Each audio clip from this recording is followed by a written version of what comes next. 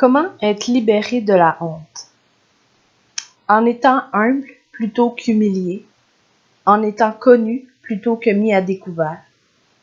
Écoutez attentivement une histoire d'espoir. Chapitre 6. Nu et honteux. Il ne pouvait déterminer le jour où la honte était devenue une partenaire de vie. Certains peuvent en cerner le moment précis, mais pas lui. Il ne s'était jamais senti à sa place, toujours bizarre. Au cours de son adolescence, il avait associé ce sentiment à son attirance pour les personnes de même sexe. Il avait raison, cela faisait en partie la lumière sur sa honte, mais pas entièrement. Ses penchants sexuels étaient une source de honte, comme l'était son quotidien. Vécu dans un foyer dépourvu de tendresse, où il n'était jamais à la hauteur. Pourtant, même cela n'expliquait pas tout. Étant donné que la honte est si douloureuse, on pourrait vouloir se précipiter vers la fin de l'histoire et en finir rapidement. Toutefois, la honte réagit rarement au traitement expéditif. Mieux vaut explorer le récit biblique que de se presser de le parcourir. On a beaucoup à apprendre de la longue histoire de la honte, et c'est dans l'Écriture qu'elle apparaît en premier lieu. Voici la substance de la vie résumée en un paragraphe. Dieu, les tentations, la gêne et la honte. La femme vit que l'arbre était bon à manger et agréable à la vue, et qu'il était précieux pour ouvrir l'intelligence. Elle prit de son fruit et en mangea. Elle en donna aussi à son mari, qui était auprès d'elle, et il en mangea. Les yeux de l'un et de l'autre s'ouvrirent. Ils connurent qu'ils étaient nus, ayant cousu des feuilles de figuier, et s'en firent des ceintures. Alors ils entendirent la voix de l'Éternel Dieu, qui parcourait le jardin vers le soir, et l'homme et sa femme se cachèrent loin de la face de l'Éternel Dieu, au milieu des arbres du jardin. Mais l'Éternel Dieu appela l'homme et lui dit : « Où es-tu ? » Il répondit : « J'ai entendu ta voix dans le jardin et j'ai eu peur, parce que je suis nu et je me suis caché. » Genèse 3, versets 6 à 10. Progressivement, la trinité de la honte, c'est-à-dire la nudité, le rejet et la contamination, envahit l'humanité. La nudité vient en premier, et pour Adam et Ève, ce sentiment fut dominant. Ils espéraient que les feuilles de figuier suffiraient à les couvrir, mais ils avaient le pressentiment qu'elles étaient invisibles. Aussi se sont-ils cachés juste au cas où. Se cacher, se couvrir, se protéger, se sentir à découvert. Voilà les signes révélateurs de la honte. Peu de temps après, ils furent rejetés, séparés de Dieu et chassés du jardin. Cela pourrait bien être la description la plus commune de la honte moderne, bien que le rejet s'accompagne toujours d'une impression de nudité et de contamination, les trois étant liés. Dans ce récit de la Genèse, chacun se sentit séparé de l'autre et les deux de Dieu. Dieu chassa Adam et sa femme du jardin d'Éden. Genèse 3, versets 23-24. L'impureté ou la contamination, le troisième volet de la triade de la honte, arriva plus tard. Cet aperçu de la honte peut sembler étrange à première vue, mais il nous aide à cerner une caractéristique importante de la honte, que l'on peut facilement manquer. L'impureté apparaît d'abord dans l'Exode. Dans le livre du Lévitique, elle est le moyen privilégié de définir la honte. Évidemment, tout cela s'est déroulé avant notre naissance, ce qui explique en partie pourquoi nous ne savons pas toujours quand nous avons ressenti la honte pour la première fois. Nous connaissons la honte parce que nous avons des ancêtres qui ont fait quelque chose de honteux et nous sommes liés à eux. Nous n'avons pas eu à faire quoi que ce soit pour être contaminés par les traditions familiales. Nous n'avions qu'à voir le jour. Pourtant, une fois nés dans cette famille, nous pouvons reproduire ces vieilles coutumes honteuses dans notre vie. Nous pouvons faire des choses honteuses. Ne croyez pas que cela signifie que votre honte résulte essentiellement de votre propre péché. Nous avons tous péché. Personne ne peut le nier. Tous les péchés ne sont toutefois pas nécessairement des péchés honteux, c'est-à-dire qu'ils ne le sont pas toujours aux yeux des autres. Faisons une promenade. C'est ici qu'elle commence. En prenant les premiers pas, nous avons appris que l'histoire de notre famille était initialement dépourvue de honte. Nous savons donc que la honte est un intrus. À présent, en faisant quelques pas de plus, nous apprenons que nous pouvons ressentir de la honte parce que nous sommes associés à une lignée honteuse. C'est comme si nous portions le même nom que celui de la personne qui a ruiné le royaume et qu'il nous était impossible d'échapper à ce lien. À ce stade de la promenade, nous avons aussi l'occasion de comprendre que notre cœur n'est pas très différent de celui d'Adam. Nous pouvons reproduire ces actes chaque jour. En gardant ce fait à l'esprit, lorsque nous considérons le déroulement de notre histoire familiale, nous nous regardons également agir. Non présentable devant Dieu et les autres. Impossible d'ignorer le message des origines de la honte. La honte dit « Je ne suis pas présentable ». Pas présentable devant qui? Pas présentable devant Dieu et les autres. Adam et Ève se cachèrent l'un de l'autre, ainsi que de Dieu. La honte se ressent horizontalement devant les autres et verticalement devant Dieu. L'homme et la femme ont cependant souffert d'une curieuse amnésie dès qu'ils quittèrent Éden. Leurs descendants continuèrent à éprouver de la honte devant les autres, mais ils devinrent aveugles au fait que la honte est aussi et surtout ressentie relativement à Dieu. Il est possible que nous faisions de même quant à notre propre honte. Nous éprouvons de la honte devant autrui, mais nous en avons peu conscience devant Dieu. Ceux qui sont conscients des deux dimensions de la honte ont une longueur d'avance sur le reste. Ils sont perspicaces et c'est là une raison d'espérer. Ceux qui sont à peine conscients de leur honte devant Dieu feraient bien de passer un peu de temps à examiner cette perspective en sa présence. Et découvriront que, dans la mesure où ils auront abordé la honte dans leur relation avec Dieu, elle va cesser de les assaillir constamment dans leur relation humaine. Non présentable à cause de ce que nous avons fait. La honte dit « Je ne suis pas présentable ». Pourquoi n'êtes-vous pas présentable? Dans ce récit d'introduction, la raison n'est autre que vos propres actes. Adam et Ève se sont souillés en se dirigeant vers quelque chose que Dieu leur avait défendu. Ils se sont fait honte. Cela ne semble pas être un moyen très encourageant de faire face à la honte. On pourrait se croire responsable de tout, ce qui ne fait que confirmer ce que l'on a toujours pensé. Cependant, ne sombrons pas dans le désespoir, mais soyons attentifs pour l'instant.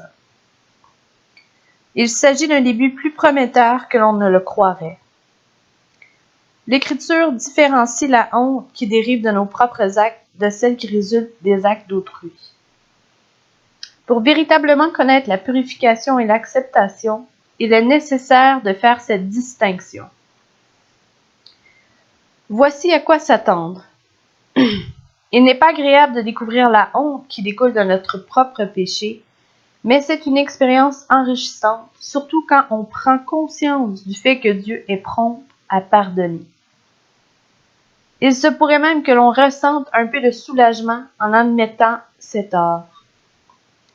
Le processus devrait être assez simple. Vous avez mal agi et vous l'admettez. Vous reconnaissez ce que vous avez fait. Lorsque la honte est liée au péché commis contre vous, la situation est plus compliquée. Nous allons l'aborder ultérieurement. Pour l'instant, quelles sont les choses que vous avez commises et que vous préférez taire? Quelles sont les choses dans votre vie que vous tenez à garder secrètes? C'est là que nous trouvons la honte attachée à ce que nous faisons. Cette histoire ancienne est notre histoire. Non présentable à cause de nos allégeances et de nos associations. Tout au début, l'homme et la femme étaient des descendants du roi. En tant que membres de la royauté, ils étaient revêtus d'honneur, même s'ils n'avaient pas de vêtements. On les identifiait au roi, qui était Dieu. Ils lui appartenaient. Sa réputation était aussi la leur. Le simple fait qu'ils aient désobéi à Dieu et qu'ils aient mangé du fruit défendu a tout changé. Quand ils choisirent de faire délibérément ce que le roi leur avait formellement interdit, ils se retirèrent de la lignée royale.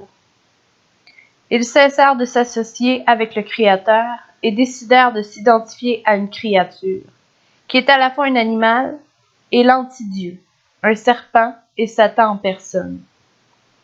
Bête ou démon, cette créature avait une mauvaise réputation. Satan était l'étranger destitué qui avait refusé d'être fidèle à Dieu. Alors lui dire oui et s'attacher ainsi à sa réputation était certainement dégradante. Et le serpent? Les serpents sont simplement effrayants. On ne les appellerait pas disgracieux. Néanmoins, si on vous avait autrefois identifié au roi et créateur et qu'à présent on vous identifie à un animal, vous seriez tombé très bas. Ce serait indéniablement un signe de disgrâce. Espèce de porc est rarement un compliment.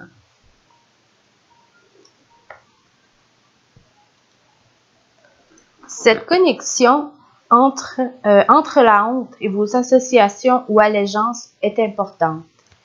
Elle fait partie de votre expérience quotidienne. Si vous avez un frère plus âgé ayant une mauvaise réputation et que vous fréquentez aujourd'hui l'établissement scolaire où il a acquis cette réputation, vous allez essayer de taire votre lien de parenté. Si quelqu'un le découvre, vous ressentirez aussitôt la honte d'être associé à votre frère et à sa conduite.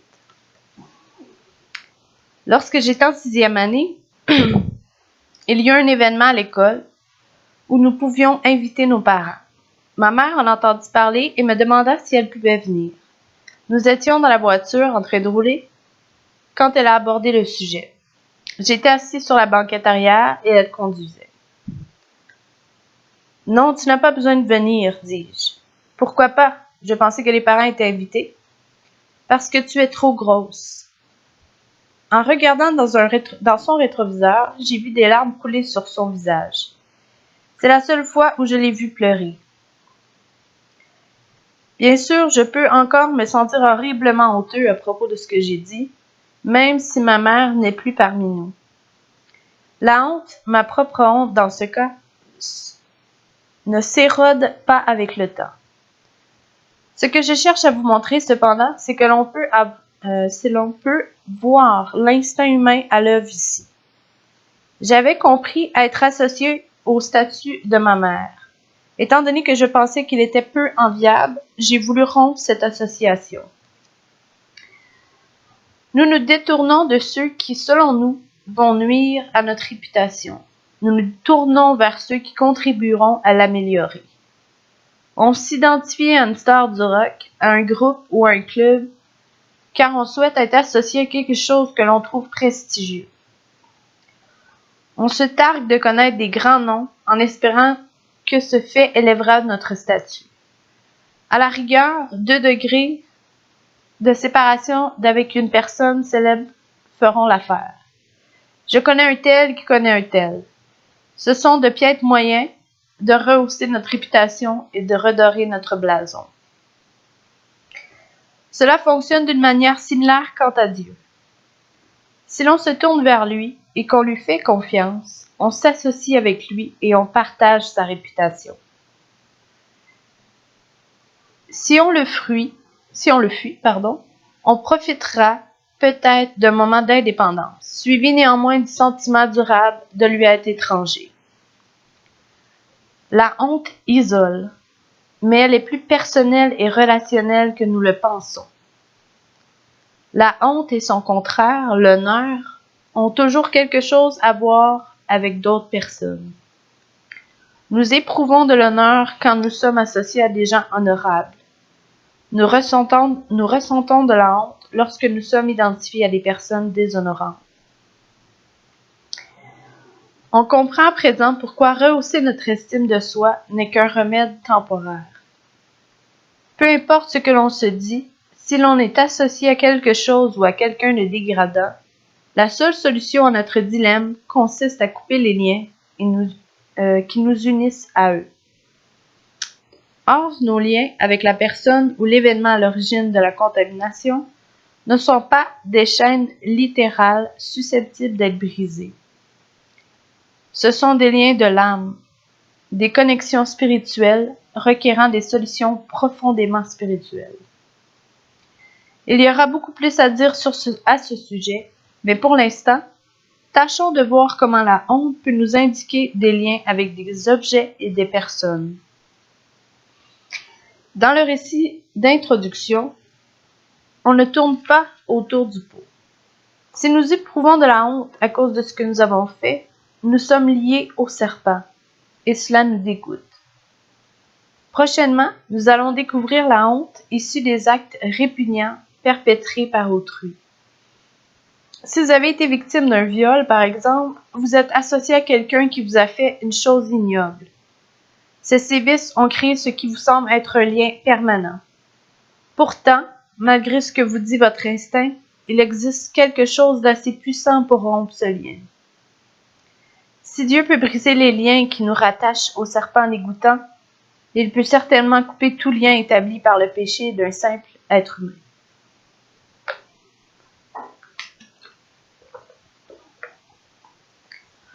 Non représentable au point d'accuser les autres, la honte et les reproches. Prenons un autre élément de la dégringolade d'Adam et d'Ève dans la honte. Remarquons l'accusation qui commence dès que la honte est rendue publique. Tous les doigts sont pointés dans la mauvaise direction. Et l'Éternel Dieu dit, « Qui t'a appris que tu es nu? Est-ce que tu as mangé de l'arbre dont je t'avais défendu de manger? » L'homme répondit, « La femme que tu as mise auprès de moi m'a donné de l'arbre et j'en ai mangé. » Et l'Éternel Dieu dit à la femme, « Pourquoi tu fais cela? » La femme répondit, « Le serpent m'a séduit et j'en ai mangé. » Genèse 3, versets 11 à 13. La honte est déroutante. Une fois que l'on est honteux, on ne parvient plus à se rappeler comment on en est arrivé là. La faute la plus évidente est de se faire des reproches à soi-même quand d'autres sont coupables. C'est une curieuse erreur d'étiquetage, mais on peut l'expliquer. Tout d'abord, tout s'embrouille dans l'obscurité de la honte. C'est un dégât monstre qui résiste aux distinctions nuancées. Tout ce que nous savons, c'est que nous avons subi quelque chose de vraiment vil. Ensuite, en cas de doute, nous nous appuyons sur l'explication intemporelle selon laquelle des choses mauvaises arrivent aux personnes mauvaises et que des choses vraiment déplorables arrivent aux personnes vraiment détestables. Or, cela est un mensonge. Jésus et les premiers disciples n'étaient pas de mauvaises personnes, pourtant ils ont vécu des choses terribles. Ce seul fait devrait nous persuader que des choses tragiques peuvent arriver à de très bonnes personnes. Malheureusement, la victimisation est un fait bien réel. Vous avez peut-être été la victime de gens particulièrement méchants, qui le sont parce que la méchanceté habite leur cœur. Dans leur malveillance, ils peuvent se défendre en vous reprochant quelque chose. Vous finissez par les croire parce que leur colère les rend confiants et qu'il est difficile de s'opposer à des personnes qui ont de l'aplomb. Néanmoins, Permettons à la Bible de nous aider à bien comprendre la vie. L'Écriture affirme que personne ne peut pousser un oppresseur à pécher. Autrement dit, si on a péché contre vous, ce n'est pas de votre faute. Deutéronome 24, verset 16 et Ézéchiel 18, versets 18 à 23. Pourtant, le mythe persiste. Nous croyons toujours que des choses odieuses nous arrivent parce que nous avons été odieux. C'est comme si nous voulions croire ce mensonge. Peut-être nous accusons-nous parce que cela nous donne curieusement le sentiment d'être aux commandes. Si nous sommes responsables de ce qui est mal allé, de ce qui nous a blessés, nous serons en mesure éventuellement de faire en sorte que cela ne se reproduise plus. Par exemple, si vous avez été victime d'un viol, vous avez possiblement l'impression d'être esclave de la honte sans pouvoir faire quoi que ce soit à ce sujet. En outre, vous vous sentez complètement impuissant et vulnérable lorsque vous considérez l'avenir. C'est très effrayant. Tout en cherchant un moyen de vous rendre maître de votre existence, il n'est pas impossible que vous vous convainquiez du fait que vous étiez responsable des mauvais traitements subis. Si vous n'aviez pas fait telle chose, cela ne serait pas arrivé. Dès lors, vous vous dites que vous serez en sécurité si vous évitez de faire telle chose. Vous en serez protégé. Voilà entre autres comment la honte brouille nos idées et nous rend perplexes. Ce que vous n'avez pas compris, c'est que vous allez ressentir de la honte qui ne vous appartient pas parce que vous vous êtes reproché un méfait que quelqu'un d'autre a commis. La réaction d'Adam et Ève vis-à-vis de la honte fut toute autre. Ils ont imputé leur faute à autrui. Quand on se sent continuellement coupable et que l'on ignore où trouver le pardon et la purification, on cherche un moyen de prouver son innocence. Lorsqu'on s'est couvert soi-même de crasse, on essaie de reprocher notre saleté aux autres.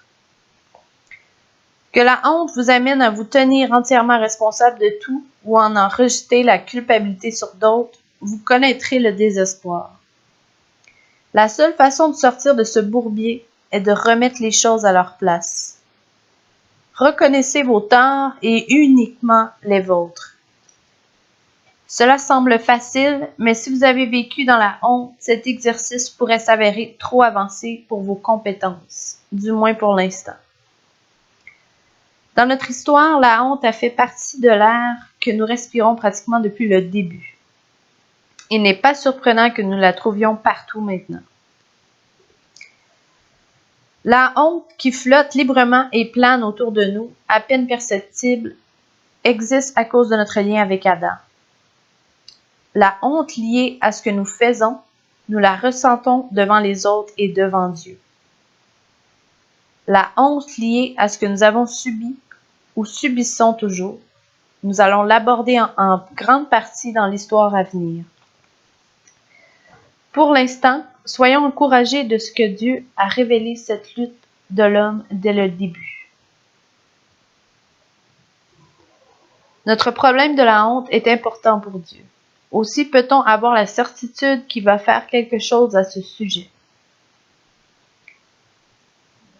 Qu'est-il arrivé au jeune homme qui se sentait attiré par les personnes du même sexe? Beaucoup de jeunes hommes et de jeunes femmes vont à l'église tout en ayant l'impression de ne pas y être à leur place. Ils sont nombreux à être prêts à combattre leurs fantasmes. Malheureusement, la seule façon qu'ils connaissent de leur faire la guerre est de se condamner eux-mêmes, ce qui ne fait qu'intensifier leur sentiment de honte et garantir presque leur silence. La honte naît de ce que nous avons fait, de nos associations passées et de ce que nous avons subi. Duquel de ces facteurs vient l'attirance pour les personnes du même sexe? C'est là que la stratégie initiale de l'Écriture, consistant à fusionner ces trois facteurs, rend nos batailles internes moins compliquées. Si vous n'arrivez pas à comprendre tout ce que vous devez savoir pour l'instant, c'est qu'il existe un moyen d'en sortir. À discuter. Première question. Citez les exemples de honte qui viennent de ce que nous faisons. Citez des exemples de honte qui viennent de ce que nous avons subi. Deuxième question. Pourquoi, selon vous, Adam et Ève s'inquiètent-ils davantage du fait que leur partie génitale est à découvert plutôt que leurs bras, leurs jambes, leur nez ou leurs oreilles?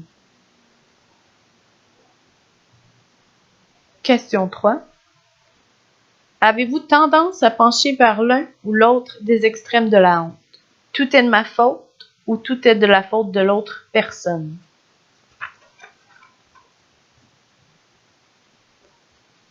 Question 4. Le rapport entre la honte et nos allégeances ou nos associations est-il logique pour vous? Notez que ce chapitre parle de deux sortes d'associations. La première est une association profonde spirituelle avec Dieu ou Satan.